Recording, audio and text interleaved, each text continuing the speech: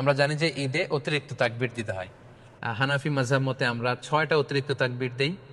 প্রথম রাকাতে অতিরিক্ত 3টা, দ্বিতীয় রাকাতে 3টা। শাফি মাযহাবে অতিরিক্ত 12টি তাকবীর দেওয়া হয়। প্রথম রাকাতে 7টি, দ্বিতীয় রাকাতে 5টি।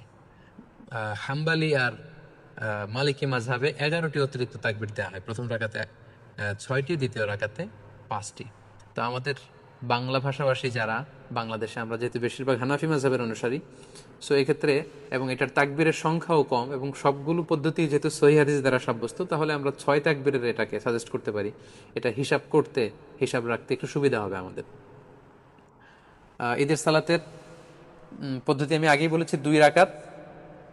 আপনি যদি 6 তাকবীরের সাথে আদায় করেন, আমরা যারা করি 6 তাকবীরের সাথে, সেটার পদ্ধতিটা হবে এমন: তাকবীরে তাহরিমে আল্লাহু আকবার বলে আপনি সানা পড়বেন। সানা পড়ে কেরাত পড়ার আগে আপনি অতিরিক্ত 3টা তাকবীর দিবেন, আল্লাহু আকবার, আল্লাহু আকবার, আল্লাহু আকবার।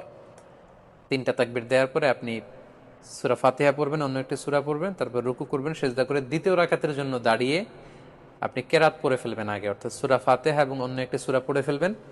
রুকুতে যাওয়ার আগে আপনি অতিরিক্ত 3টি তাকবীর দিবেন, আল্লাহু আকবার, আল্লাহু আকবার, আল্লাহু আকবার, এবং চতুর্থ তাকবীর দিয়ে আপনি রুকুতে যাবেন। এভাবে 6টি অতিরিক্ত তাকবীর দেওয়ার মধ্য দিয়ে কিন্তু আমরা সালাত আদায় করতে পারবো।